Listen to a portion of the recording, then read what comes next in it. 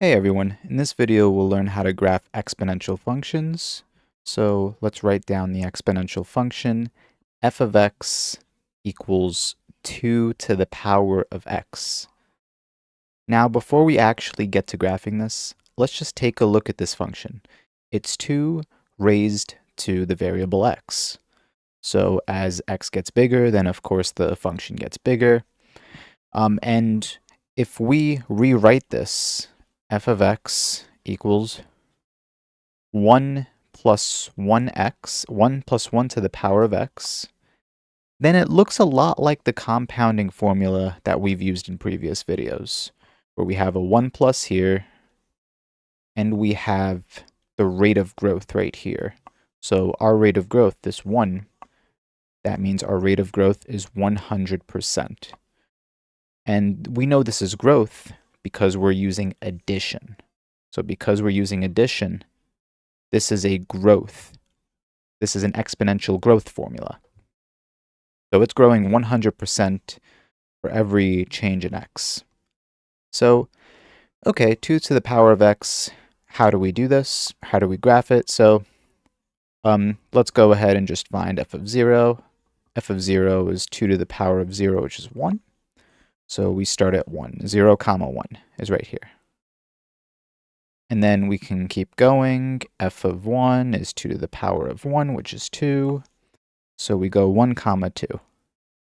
And then f of 2 is 4, so we go 2, comma 4. And then f of 3 is 8, so 3, comma 8. Okay, so in this direction, it increases exponentially. That's how the function goes in the right direction. But what about the left direction?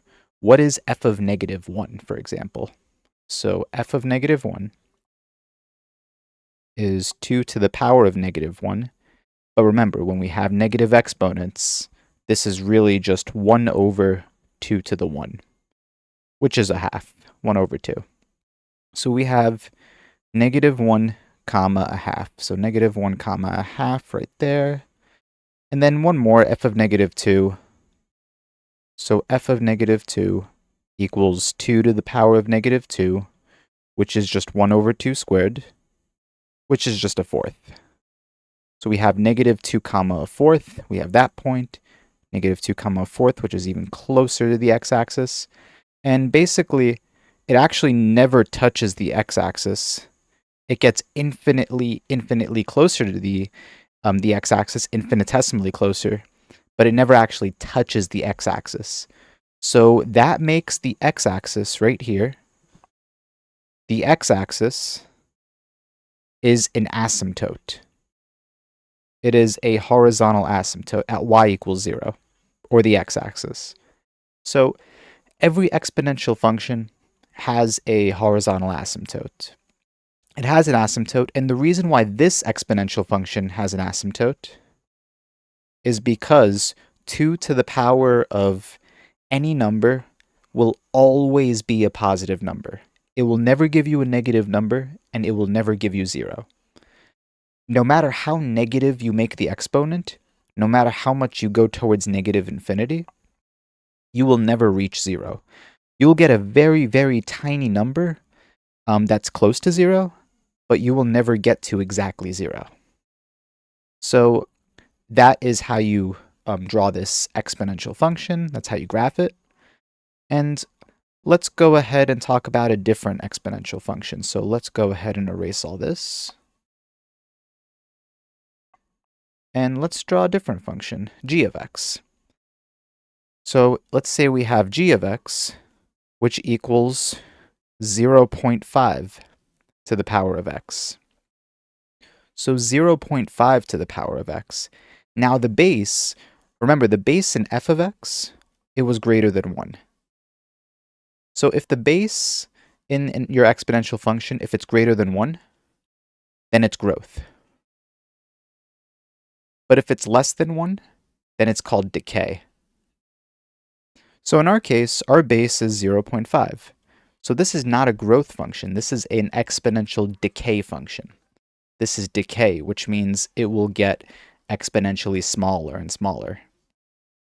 So we have g of x we can rewrite this as 1 minus 0.5 to the power of x. We have a minus here, which shows that it's exponential decay. And we have 0.5 here, which means 0.5, that's a 50% rate. So it's decaying at a rate of 50%, whereas f of x was growing at a rate of 100%, g of x is decaying at a rate of 50%. So let's go ahead and plot g of x on this same graph. So what is g of 0? G of 0 is, we can use this right here, this formula, 0.5 of the x, so 0.5 to the 0, which equals 1. So 0, comma 1. We'll plot g of x in orange. 0, comma 1, same point as f of x. And let's try a few values. So g of 1 equals 0.5 to the 1, which is 0.5. So we have 1, comma 0.5, 1, comma 0.5. And we'll try one more. So g of 2 equals 0.5 squared, which is 0.25. And you could figure this out by putting in a calculator. We can realize this is just a half squared, which is 1 squared over 2 squared, which is just 1 over 4, which is 0.25. So 2 comma 0.25 is even closer to our asymptote, the x-axis. Okay, so we know in this direction, our decay formula gets smaller and smaller. Let me just redraw that. Our decay function gets smaller and smaller. Let's try to draw it without touching the x-axis. So there we go. But in the opposite direction, if we do g of negative 1, g of negative 1 equals 0.5 to the negative 1, which is 1 over 0.5 to the 1. What's 1 over 0.5? Well, that's 1 over a half. So 1 over a half, when you have a fraction in the denominator, you could just flip it. That is just 2 over 1, which is 2. So negative 1 comma 2. So negative 1 comma 2. And then let's do one more, g of negative 2. Let's just do 2 more. So g of negative 2 and g of negative 3. So g of negative 2 is 0.5 to the negative 2, which is 1 over 0.5 squared, which is 1 over 0.25. 0.25 is just a fourth. So this is just 4 over 1. So that's 4. G of negative 3 is 0.5 to the power of negative 3.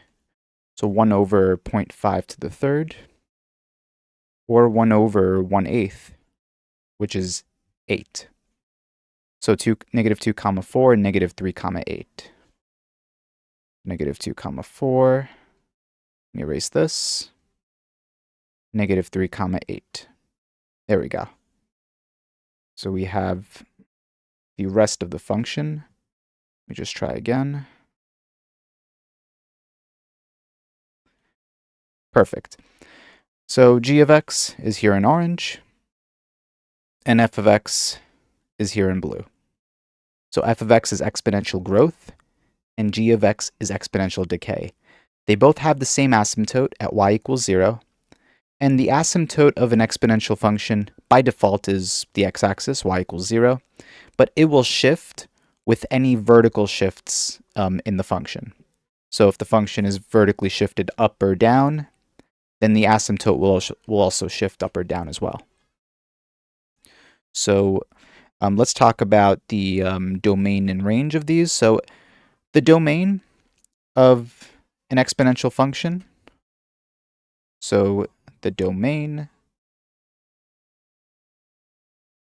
is all real numbers from negative infinity to infinity.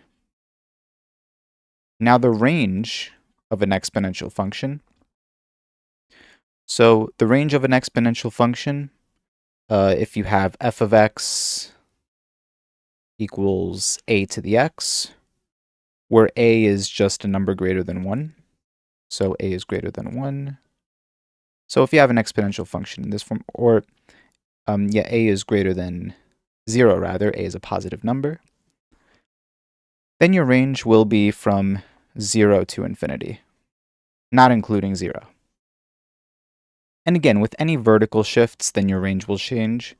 So if let's say you have f of x equals 2 to the x plus 3, then the domain will be the same, but the range will actually be from 3 to infinity.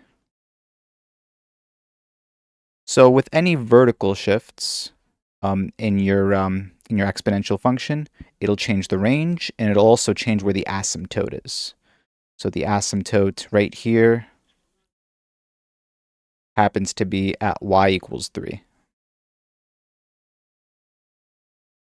So that's how we graph exponential functions. I hope this video helps, and if you have any questions at all, please leave them down in the comments below, and thank you for watching.